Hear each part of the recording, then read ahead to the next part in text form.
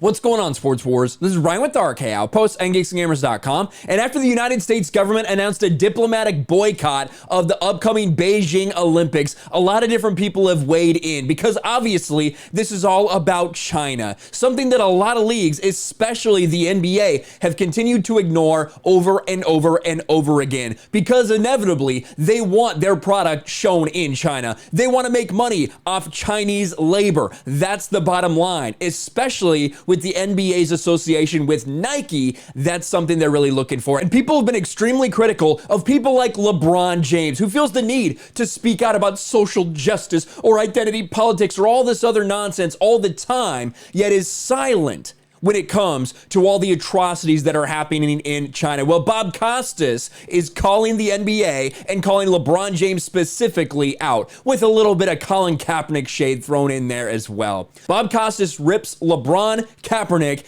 and China. And this is from Bobby Burack over there on Outkick the Coverage.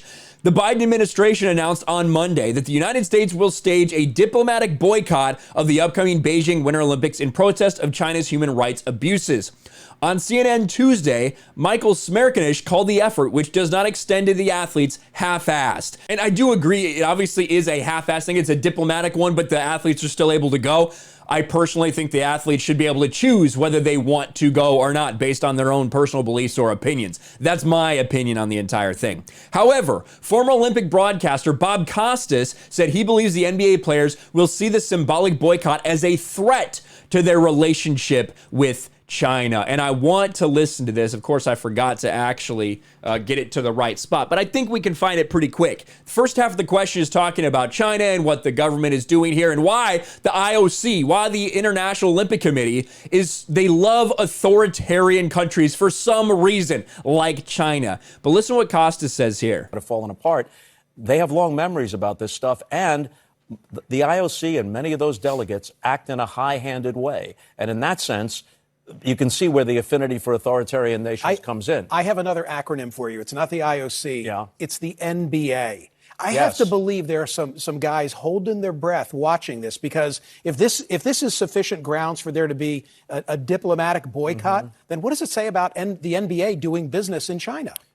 The NBA is up to its neck in China. China is a huge sports market. Basketball is especially popular there. But they will put up with not even the slightest criticism. They reject it out of hand, and when they can, some of it may be just saber rattling, like saying today that the U.S. will pay the price for their wrongdoings, but to the extent that they can, they exact a price. I'm repeating myself here because I've said it before to you and others on CNN.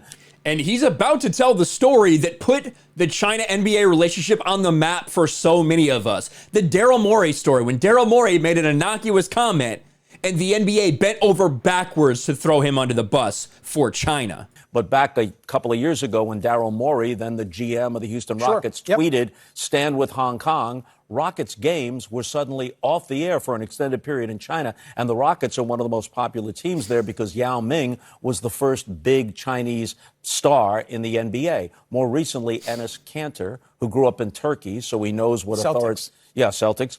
He's a Turk. He spoke out against China. Same thing. Celtic games like that, gone. I guarantee you that the feed of this conversation is gone in China right now. Obviously, that'll be the case. And then he went on to talk a little bit about our buddy LeBron James.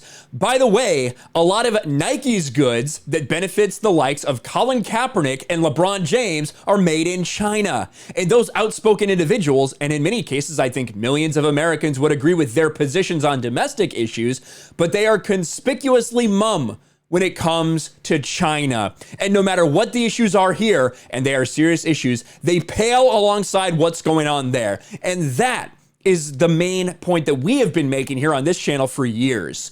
You know, if you want to say that you feel the need to speak up about everything, that you can't just shut up and dribble LeBron James, then you should be talking about China. You should be talking about these things instead of insinuating that Daryl Morey isn't educated on the topic. That must mean that you somehow are. And if you are, then why aren't you speaking out about these injustices that you claim need to be fought anywhere and everywhere? Instead, people like LeBron James and Colin Kaepernick are too busy playing the victim. They're trying to write false narratives and push them out there about black people in this country, because that's all they are. They are divisive piles of garbage. But they're silent when it comes to that Chinese slave labor money. Bob Costas calling out what he sees is hypocrisy from the NBA, from LeBron James, from Nike, and from Colin Kaepernick, and you love to see it. Let me know your thoughts about all this in the comments below. Smash a like button, subscribe to the channel, ring the bell for notifications, share this video out there, and I'll talk to you later.